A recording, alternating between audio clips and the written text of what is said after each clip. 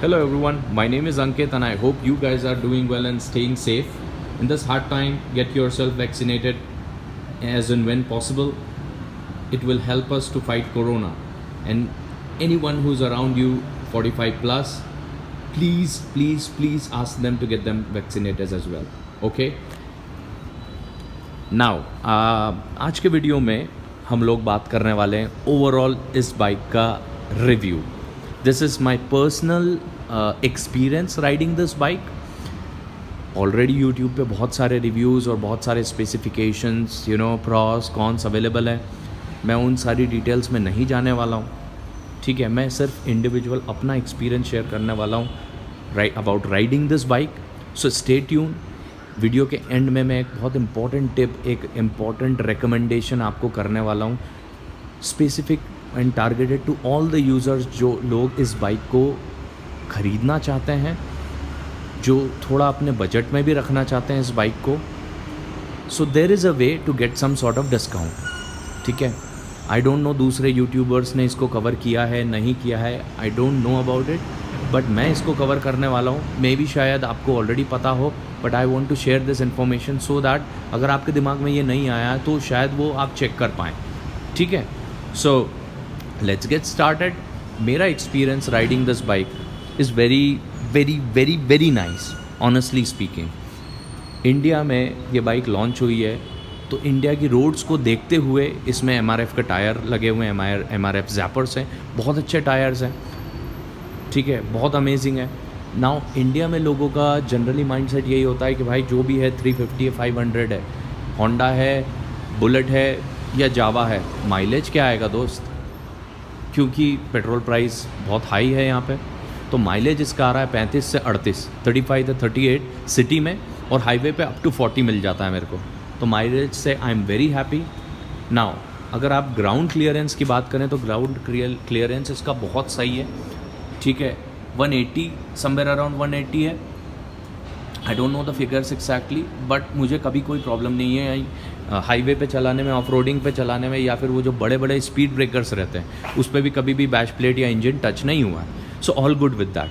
ठीक है, नाउ जो आपकी सिटिंग पोजीशन है, राइडिंग पोजीशन है, बहुत ही अमेजिंग है. अगर आपकी इंडिया में जनरली लोगों की हाइट है 5 से 6 के बीच में, 5.5 से 6 के बीच में रहती मेल की, तो अगर आपकी हाइट 5.5 भी है ना तो you are good with that. ठीक है, आपका आराम से मतलब आप उसको हैंडल कर पाओगे बाइक को. ठीक है, जब आप उस पर बैठोगे तो आपके पैरों का जो पंजा है या फिर पंजे के ऊपर का जो हिस्सा है वो आराम से आप टिका पाओगे. ठीक है, नाउ पिलियन के लिए भी काफ़ी कंफर्टेबल है ये बाइक. ठीक है, मतलब कोई ऐसी राइडिंग पोजीशन स्लांट नहीं होती जो KTM या ड्यूक पे रहती है, तो बहुत अच्छा पोजीशन रहता है उसका भी, काफ़ी कंफर्टेबल है. और कोई भी बाइक हो यार, 200 किलोमीटर के बाद आपको एक ब्रेक तो लेना ही पड़ता है. ठीक है, तो इस पर्टिकुलर अगर मोटरसाइकिल की मैं बात करूँ ना, तो this is like retro motorcycle जो आप अपने साथ रख सकते हैं फॉर लॉन्ग टर्म. मतलब अगर आज से 20 साल बाद भी अगर आप इसको चलाना चाहेंगे या इसमें कुछ इसको मॉडिफाई करवाना चाहेंगे तो वो हो जाएगा. ठीक है, इंजन बड़ा मस्त है, इंजन पावरफुल है, BS6 मिल रहा है आपको. ठीक है, जो इसका नॉइज़ है वो मेरे को बहुत अमेजिंग लगता है जब ये स्टार्ट होती है, हाईवे पे चलती. ओहो, this is just on another level. ठीक है, there is no comparison with Bullet और जावा. ठीक है, इस बाइक की बात कुछ और है, एज सिंपल एज दैट. अब ज़्यादा मेंटेनेंस नहीं है भैया इस बाइक का. ठीक है, let me be very Frank. आपको अगर ये लगता ना अरे बिग विंग बहुत कम है यार, बार बार हमें अगर कुछ प्रॉब्लम आया बाइक में, तो प्रॉब्लम आ ही नहीं रहा है ना. मुझे 4,000 किलोमीटर ऑलमोस्ट मैंने कवर कर लिया इस पर. सिर्फ एक सर्विसिंग हुई है, that was around 1000 kilometres first servicing जो रिकमेंडेड है. नाउ सेकंड सर्विसिंग होगी 6000 किलोमीटर्स पे, बट उसके बीच में मुझे कुछ इशू आया ही नहीं है. मतलब सर्विसिंग के लिए मुझे कहीं पे भी नहीं जाना पड़ा अभी तक. सिर्फ मैंने एक्सेसरीज़ के लिए मैं गया हूँ, मोटरसाइकिल स्पेशलिस्ट जो होते हैं उनके पास गया हूँ. मैंने बैक रेस्ट फिक्स करवाया है, मैंने ये इंजन गार्ड फिक्स करवाया है, leg guard fix, crash guard fix करवाया है. तो इसके लिए मैंने ऑलरेडी एक वीडियो बनाया हुआ है, आप उसको लिंक मैं डिस्क्रिप्शन में डाल दूँगा, आप उसको देख सकते हैं कैसा बैक रेस्ट फिक्स किया है, कैसे लेग गार्ड फिक्स किया है एंड ऑल. सो मेरा एक्सपीरियंस इस बाइक को लेने के बाद बहुत ही अमेजिंग रहा है दोस्तों. ठीक है, मैं आपको डेफिनेटली 100% रेकमेंड करूँगा if you are into 350 cc. अगर आप इसको सिटी में राइड करना चाहते हैं, टूरिंग के लिए ले जाना चाहते हैं, ऑफ रोडिंग करना चाहते हैं, ये बेस्ट है। मतलब it's like rough and tough. अगर आपको कोई भी डाउट है इस बाइक को लेते टाइम, तो आप वैसे भी टेस्ट राइड लेंगे, और जब आप टेस्ट राइड लेने जाते हैं तो सिर्फ सैंपल एक मोटरसाइकिल का मत लो, वहाँ पे 2-3 सैंपल मोटरसाइकिल होती है। ठीक है, तो आप दोनों तीनों मोटरसाइकिल्स का टेस्ट राइड लेना, ताकि हो सकता है आपको डिफरेंस महसूस हो तीनों को चलाने में। बिकॉज कभी कभार ऐसा होता है कि आप एक शोरूम पे जाते हो, वहाँ एक ही बाइक होती है और पूरी दुनिया टेस्ट राइड उसी पे लेती है, यू नो। तो सबका चलाने का तरीका डिफरेंट रहता है, आपका डिफरेंट हो सकता है, मेरा डिफरेंट हो सकता है। तो अगर वहाँ पे दूसरी भी बाइक्स हैं अवेलेबल, तो उन पे भी टेस्ट राइड लेके देखें क्या डिफरेंस आपको महसूस हो रहा है। ठीक है, अब एवरेज की बात हमने कर ली है, कंफर्ट जोन की बात कर ली है, हैंडल पोजीशन बहुत अमेजिंग है इसका।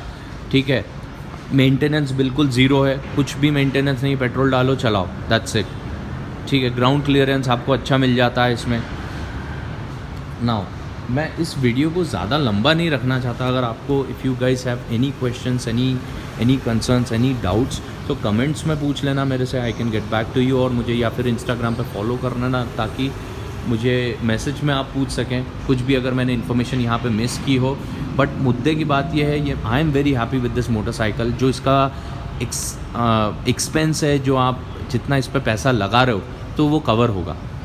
ठीक है, ये आपको डिसअपॉइंट बिल्कुल नहीं करने वाले। आई नो मेहनत की कमाई है, थोड़ी सी महंगी पड़ रही है, बट यार एक्टिवा भी तो कौन सी सस्ती है आजकल, वो भी ऑलमोस्ट 85,000 90,000 की पड़ती है, राइट। नाउ जो मैं टिप आपके साथ शेयर करने वाला हूँ आज, जो इम्पोर्टेंट है आप सभी के लिए, और specially for all those who want to keep this motorcycle within budget or buy this motorcycle within the budget।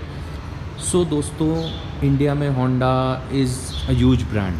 हमारे घर में होंडा की एक ना एक बाइक या एक ना एक कोई ना कोई व्हीकल मिल ही जाएगा। ठीक है, तो अगर आपके पास होंडा की कोई भी मोटरसाइकिल, कोई भी बाइक अवेलेबल है और आप उसको ज़्यादा यूज़ नहीं करते हैं, या आप उसको बेचना चाहते हैं, तो आप बाहर मार्केट में न बेचते हुए आप you can take this motorcycle to the Honda showroom, tell them that I want to sell this motorcycle and instead of that I want to buy Honda CB350। तो उसका वो लोग प्राइस कैलकुलेट कर देंगे, आपको बता देंगे, और जो भी फाइनल अमाउंट रहेगा उसमें से वो अमाउंट डिडक्ट कर देंगे, ताकि ये मोटरसाइकिल आपको आपके बजट में आ जाए। Of course after buying this motorcycle you don't really plan to use your old motorcycle which is may be शायद 60 का एवरेज, 70 का एवरेज देती हो वो गाड़ी, लेकिन जब ये आप चलाओगे तो फिर वो नहीं चलाओगे। That's pretty simple. तो उसको अगर आप घर पे रखोगे तो एनीवे कोई मतलब नहीं बनता है यार। तो इससे बेटर है कि आप इसका जो फाइनल प्राइस है, ठीक है, उसमें थोड़ा डिडक्शन कर लो, उसमें अपना पैसा बचा लो, और वो पुरानी बाइक को अपनी निकाल दो और ये वाली बाइक ले लो, ताकि जब आप ये वाली लेंगे तो आपके बजट में भी आ जाएगी, पुरानी वाली भी घर से निकल गई, और इसको लेने के बाद पुरानी वाली वैसे भी आप चलाने नहीं वाले हो। ठीक है, तो this is a tip for all those people जो बजट में रखना चाहते हैं अपनी बाइक को, प्लस शायद इस बारे में पता भी नहीं होगा उनको कि होंडा का ऐसा कुछ ऑफ़र चलता है। तो go to your nearest Honda Big Wing showroom, information लो, आराम से इसकी टेस्ट राइड लेके आओ, अपनी बाइक का प्राइस कैलकुलेट करवा के आओ अगर आपके पास होंडा है ऑलरेडी, और पता करो कि कितना डिफरेंस आ रहा है, और based on that you can plan to buy this bike. ठीक है, दिस इज़ जस्ट अमेजिंग। मैं कोई कॉन्स की बात नहीं कर रहा हूँ, क्योंकि कोई कॉन्स है ही नहीं। कौन सा आपको लगेगा एक्सेसरीज़ वाइज कह रहे यार होंडा ने एक्सेसरीज नहीं निकाली, तो आफ्टर मार्केट बहुत सारे हैं ब्रांड्स हैं जिसके आप एक्सेसरीज़ लगवा सकते हो, होंडा ने मना थोड़ी किया है, राइट। तो जो जैसे मुझे जाना का पसंद आता है, तो जाना की मैंने क्रैच गार्ड लगवाया, बैश प्लेट लगवाया, बैकरेस्ट एवेंजर का लगवाया मैंने, तो दैट्स अप टू मी। अगर मैं चाहूँ तो होंडा के लिए वेट भी कर सकता था, but I didn't really wanted to wait, तो that's how it goes, right.